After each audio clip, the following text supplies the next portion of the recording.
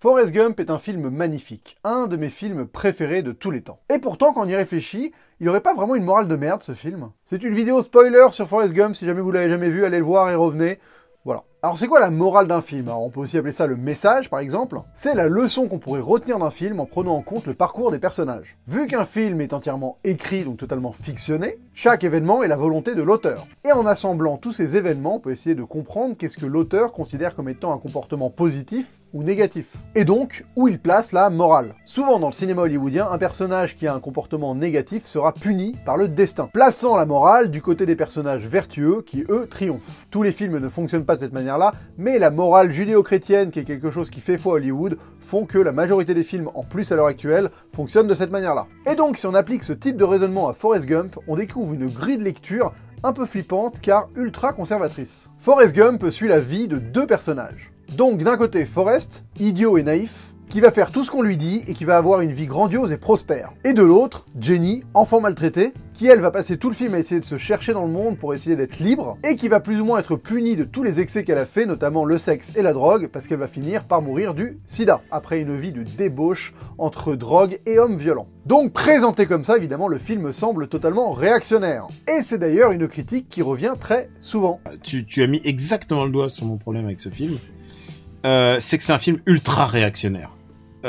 Si tu regardes tout ce qui est un peu moderne et un peu jeune dans ce film, à savoir, comment elle s'appelle sa copine, c'est Jenny qui est jouée par Robin Wright. Ouais. Jenny, elle vit sa vie et puis elle découvre la drogue, le sexe. Elle découvre la drogue et le sexe et elle est punie. Et elle est punie parce qu'elle meurt effectivement. Elle meurt par là où elle a péché d'ailleurs en plus. Hein. Elle meurt par là où elle a péché. Donc la seule qui accomplit vraiment quelque chose de sa vie. En termes qui n'est pas victime parce que lui il est toujours le témoin, en fait, c'est ça qui est il est jamais acteur de sa propre destinée. Lui c'est pas une victime mais effectivement c'est un témoin passif. Hey, Forrest Gump basically does what people tell him to do and he's wildly successful, and the rebel Jenny, right, she ends up having a pretty rough life. With the benefit of hindsight, it feels like a movie that is about the pleasures of conformity. Et pour être honnête, c'est vraiment une morale qui ne me plaît pas du tout. Je ne suis absolument pas en adéquation avec cette ode au conformisme, donc on pourrait penser que théoriquement je serais en rejet sur le film. Mais il y a deux questions en fait. La première, c'est est-ce que c'est vraiment ça la morale de Forrest Gump?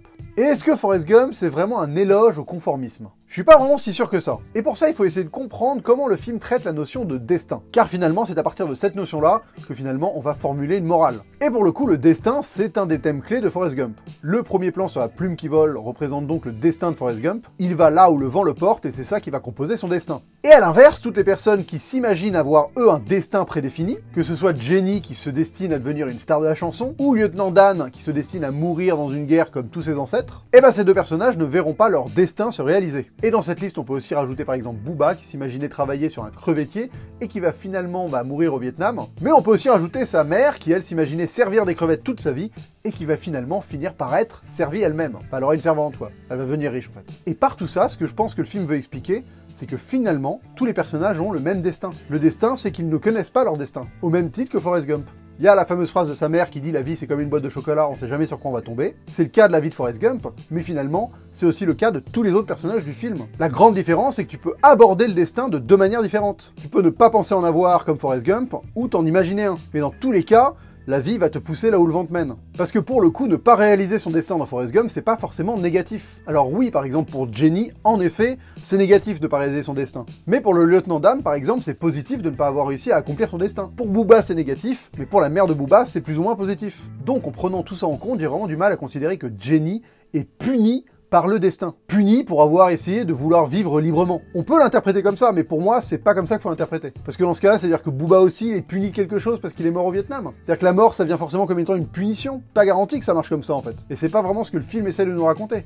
Moi, j'ai plus l'impression que le film essaie de nous raconter un discours sur l'amour. Forrest a été élevé par une mère aimante, et il va donc propager cet amour à chaque rencontre qu'il fera tout au long de sa vie. Il va être attiré par cet amour, et il va finalement être entouré de gens bienveillants. Là où Jenny, abusée par son père enfant, n'arrivera pas à se sortir de ce schéma-là. Et donc elle ne fera que s'entourer de gens néfastes pour elle, comme ce qu'elle a connu enfant, et elle va perpétuellement refuser d'être aidée, notamment par Forrest, pensant s'en sortir seule. Donc finalement, pour interpréter la morale du film comme étant une forme de déterminisme éducationnel. C'est une morale tout aussi discutable, mais qui pour moi n'est finalement pas vraiment la même que cette histoire un peu réactionnaire, sur le fait que ne pas avoir de rêve et suivre des ordres, c'est finalement positif, là où avoir des rêves et essayer d'être libre, eh ben ça mène à une punition. Et pour le coup, vu qu'on est capable d'avoir deux interprétations différentes, ça veut dire que le film ne tranche pas clairement. Il laisse plus ou moins à chacun la possibilité de percevoir ce qui lui plaît le plus là-dedans, ou en tout cas ce qui lui parle le plus. C'est ça aussi la force du cinéma, c'est que ça reste de l'art, et l'art c'est sujet à interprétation.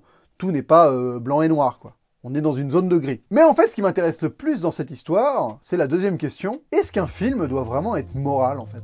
En quoi une morale qui serait pas en adéquation avec nos convictions serait un handicap pour un film? C'est ça la vraie question, finalement. Qu'un film ait une morale que t'aimes pas, ok, mais en quoi ça en fait un mauvais film? Parce que pour moi, un film n'a pas à être moral ou pas. La morale, c'est propre à chacun, et j'ai pas à attendre d'un film qu'il aille dans le même sens que moi pour forcément l'apprécier. Donc si par exemple, en effet, Forrest Gump, finalement, la morale de cette histoire, c'est cette leçon sur le fait que c'est bien de suivre les ordres, et qu'il faut vivre une vie guidée par les autres, et ben en quoi c'est un problème si ça, c'est bien fait? Même si t'es pas d'accord, moi je suis pas d'accord avec ça, mais si c'est bien fait. Et en fait, c'est le cas pour Forrest Gump. Pour Forrest Gump, c'est bien fait. Parce que par exemple, le problème de ça vient souvent avec le personnage de Jenny. Mais Jenny, avant d'être ce fameux outil pour réussir à propager cette morale, donc avant d'être un personnage qui est juste là pour donner des leçons aux spectateurs, eh ben c'est avant tout quand même en fait le sujet d'une histoire d'amour. C'est avant tout un être qui est totalement l'opposé de Forrest Gump. C'est pour ça qu'elle est créée en fait, c'est pour être son miroir. Et ce qui va donc créer une forme d'histoire d'amour totalement impossible. Une histoire qui semble impossible, une histoire totalement contrastée, qui va quand même finir par exister et par produire du beau.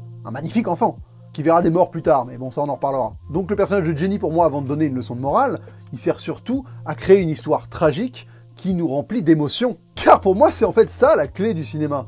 L'émotion. C'est pas la clé de tous les films, hein, mais bon, la majorité des films essayent d'émeuvoir, ou d'émouvoir plutôt. Et c'est ça la force du film Forrest Gump, c'est l'émotion. Pour moi, c'est pas un film qu'on doit juger sur sa morale, c'est un film qu'on doit juger sur l'émotion qu'il essaye de procurer. C'est un film qui marche sur l'empathie qu'on va éprouver pour ce personnage, un personnage de naïf, qui va vivre une vie totalement dingue, et qui va malheureusement voir les gens qu'il aime le quitter toujours trop tôt, mais qui va finalement continuer de réussir à faire vivre ces personnes-là par ce qu'ils lui ont apporté. Pour le coup, c'est ça, émotionnellement, le parcours du film. Et en fait, pour moi, la morale, elle a rien à foutre là-dedans. Je comprends qu'on peut s'arrêter à la morale, je comprends, mais pour moi, c'est une erreur, en fait. S'arrêter à la morale, pour moi, c'est vouloir que le cinéma nous ressemble. Et malheureusement, c'est probablement ce qui conduit Hollywood à fournir les films qu'ils font actuellement. Des films bien pensants jusqu'à l'outrance, où toute zone grise ou zone de flou est forcément éradiquée, pour justement éviter toute interprétation morale différente de ce qui serait accepté par tous. Et donc finalement, il est encore venu le temps de citer ce grand rappeur qui est Youssoupha. Plaire à tout le monde, c'est plaire à n'importe qui.